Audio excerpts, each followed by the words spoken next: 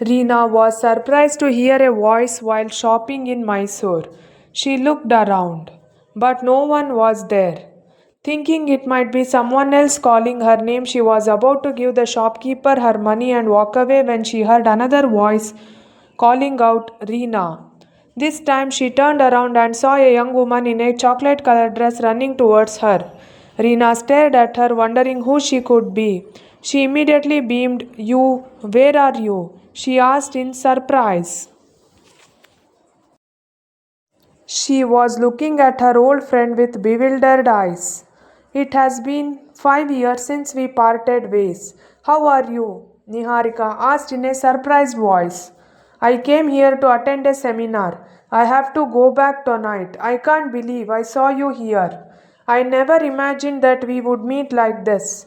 Reena said in a surprised tone. I still have a lot to talk to you about. Don't you have any urgent work? Let's go to some coffee shop and have a chat.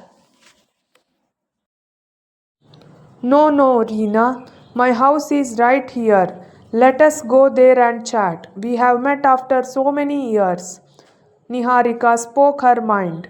Reena was not ready to miss the opportunity to chat with Niharika.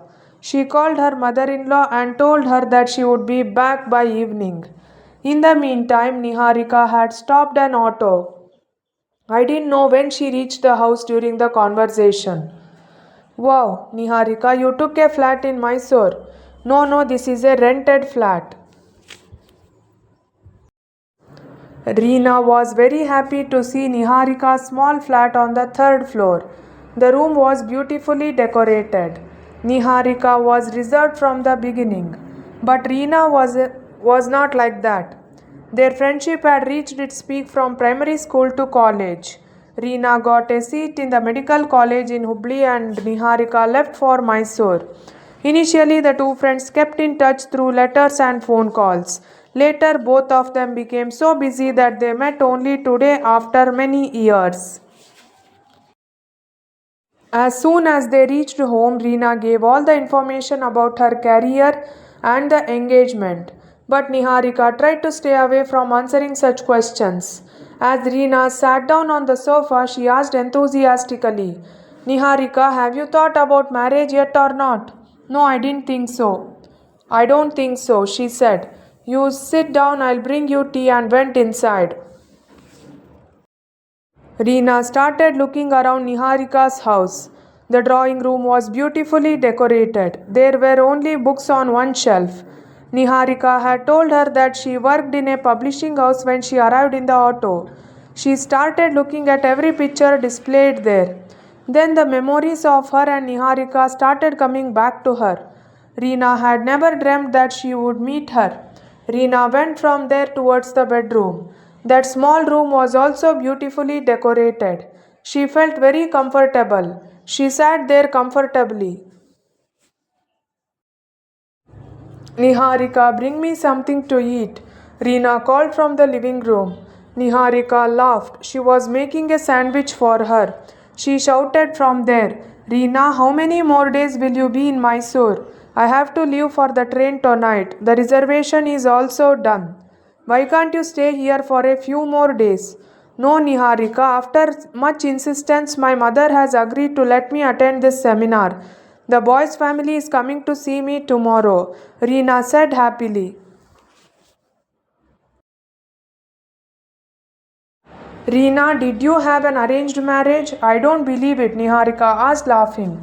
Sagar is a good boy. He is also handsome. Have you seen his photo? Said Reena, then curiously picked up Niharika's diary and asked, You still find time to write a diary? As she was saying it, some photos fell out of the diary. Reena picked up the pictures and started looking at them carefully. Niharika was with a man in that picture. Those pictures of the most intimate moment made it clear that she had such a close relationship with that person. Reena kept looking at those pictures over and over again. Her expression kept changing. It felt like the room was spinning. Just then Niharika came in. She put down the tray and took the photos from Reena's hand in a fussy manner. Reena asked in surprise, Niharika, what's the matter? Niharika tried to change the subject by avoiding her gaze, but she was unsuccessful. Niharika's eyes filled with tears when Reena asked in somewhat harsh words. Then, hearing what she said, Reena felt as if the ground beneath her feet had collapsed. Niharika came to Mysore 4 years ago and met Kirti. The two had been struggling a lot for a job at that time. After meeting during an interview at a call center, it turned into a friendship. Niharika needed a job, but paying the expensive rent was the only thing she could not afford because she needed to pay as much money as possible for the house. Thinking that she would accept the call center job offer for the time being and leave it later if she got a better job, she joined the call center job. A van would come to pick her up from the office, but the owner of the house did not want the girl to go out of the house at night.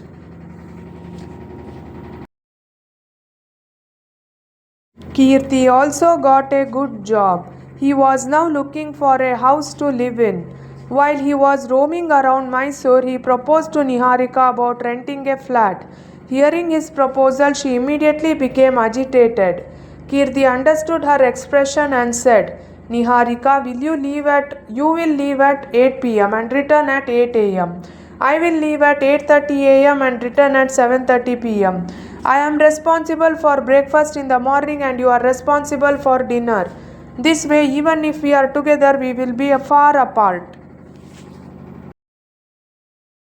Niharika started thinking this adjustment was starting to be a bit difficult for her, who comes from a cultured family, but Kirti's impeccable behavior was able to convince her. Both of them started supporting each other with mutual honesty. Within an hour, both of them were talking about the incident that had happened throughout the day. Their friendship started helping each other in their joys and sorrows. Niharika decorated the two-room flat well. She put up curtains that he liked. He used to help her in every way in the kitchen. He had also made arrangements for Sunday off. Both of them would hang out here and there throughout the day. As soon as Niharika came home in the evening, he would go to his friend's house. Human relationships are very strange. You never know when and how they will come to each other's aid. What Kirti and Niharika thought was friendship had now turned into love. Niharika stood still. She held her breath and told Reena. It was going to rain and the wind was blowing hard. It was almost impossible to get an auto or a taxi. After the rain stopped, Kirti would go to his friend's room. But there was no sign of stopping the rain. Perhaps Kirti was somehow living in that stormy rain. Niharika stopped him, but she never imagined that night would bring a big storm into her life. The intense cold had shaken both of them. Niharika and Kirti were sitting quietly in the darkness. Because the electricity had gone out and it was already quite late, Niharika was starting to get scared. Kirti held her hand and told her to be brave. At that moment, there was a loud clap of thunder. Niharika immediately came close to Kirti. They could hear nothing but each other's breathing. The love for Kirti that was embedded in Niharika's inner self transformed into devotion. Kirti held her captive in his arms.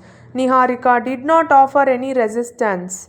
The two of them had crossed their boundary line like a river bursting its banks and flowed out. The storm had stopped by dawn, but this storm had changed Niharika's life. Niharika had accepted this love. Her love continued to grow like a vine. After that, Kirti never went to his friends' houses on any Sunday. Niharika felt secure in the bond of Kirti's love. One day, Niharika told Kirti, we should get married as soon as possible. Kirti gently touched her hand and said, Niharika, trust in my love. I am not mentally ready for marriage right now, but right now I need your help and cooperation. Then an incident occurred that caused such a rift in the thread of love that had been woven between them. Niharika's elder sister Riya accidentally came to Mysore. Niharika was shocked at once. She tried to hide everything related to Kirti, but Riya had noticed everything. She called Kirti and pressurized him to marry her, but Kirti was not able to get married at that moment. Riya's sister did not see any future in their relationship, so she had decided to marry Niharika to her son-in-law Ashutosh. Kirti could not bear that. Without asking, she wrote a note in Niharika's name and left for Bangalore. Niharika was devastated. She told Riya Akka everything. From that day on, Niharika cut off contact with her family. After that, she never went to the call center again. She was not ready to blame Kirti for this mistake. She did not feel guilty but considered them as sweet moments and enshrined them in her heart. A few days later, she got a job in a big publishing house. She was immersed in books all day long because she did not want to remember Kirti. She still kept the hope alive in the corner of her mind that Kirti would come someday. Her subconscious mind was still waiting for him. For this reason, she had not even changed her house. Every piece of furniture in the house was still the same as it was when Kirti left the house. The events that had happened in Niharika's life had come before Reena like an open book. She had sat down with a reluctant mind. She had a 10 p.m. train. Without commenting on Niharika's past life, Reena bid her farewell and left. She could not sleep during the journey. She kept thinking about Niharika's life that had been ruined. The next evening, Sagar arrived there with his mother and sister. As soon as Reena entered, she bowed to the boy's mother as per etiquette. Then she turned to the boy and extended her hand and said, "Hello, I am Reena." Sagar also stood up and said, "Hello, I am Sagar Kirti." After a few formalities, Reena turned to Sagar's mother and said, "Auntie, if you don't mind, I need to talk to Sagar Kirti for a while."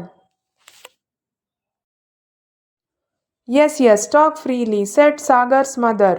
They both went to the terrace. After a moment of silence, Reena said, "Where were you before coming to Dharwad?" He was taken aback by her question. Then he said, "In Mysore." "Sagar Kirti, can I just call you Kirti?" "Niharika also used to call you by the same name, right?" Reena said in a slightly harsh voice. Sagar Kirti's expression changed suddenly. He lowered his head as if he had been discovered to have stolen something. Reena continued and asked, "Why did you do that to Niharika? It was good that I met Niharika before marriage. If I had not seen your photo with her, I would have not known that you were Niharika's Kirti." Sagar had no answer. He looked at Reena as if he was shocked by surprise. Each of her words seemed to dig into his wound and re-injure it. "But how is Niharika?" Only half a sentence came out of his mouth and the other half remained in his mouth. "So Niharika is my childhood friend," Reena said. Sagar felt as if someone had pushed him down from the sky. "She is just like a friend." Cutting him off midway, she said, "You do this to a friend, I am nothing to you. You have no memory of Niharika. Niharika had physical contact with you even before marriage. How did you think of cheating on me? How did you forget Niharika and marry someone else? Niharika is still waiting for you," she said. After remaining silent for a while, Sagar then said, "I have thought of going there so many times, but my steps did not move forward. I had blocked all the paths leading to Niharika. Niharika is still waiting for you with the same enthusiasm. I was very angry when I came to know about the relationship between you and Niharika. But when I thought about it a little, I came into your life very late. But the life formula between Niharika and you was formed long ago. It is not too late. Sagar, go to Niharika. I know that your heart also wants the same. You should take the first step to reconnect the relationship that you have left behind, Niharika." Reena told Sagar, giving him an understanding. Before Sagar could say anything, Reena picked up her mobile phone and called Niharika and held Sagar's hand. Hello, Reena, Niharika spoke as if in a response. Kirti's compassionate voice was heard. How are you, Niharika? Niharika was surprised to hear Kirti's voice. Niharika, can you forgive me? He pleaded with her, and Niharika suddenly felt sad. Her hiccup was filled with love, sadness, depression for Sagar. Niharika, forgive me. I am coming to take you away tomorrow. I will not tell you to stop crying because of all your sadness will be washed away in the form of tears. I may not be able to face it. When the phone conversation ended, Sagar's eyes were also wet.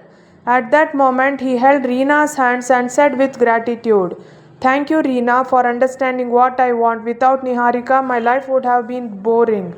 Niharika and Sagar's life had now taken a step from the pit of sword to the world of light. Thank you for watching. If you like this video, please like, share and subscribe to my YouTube channel.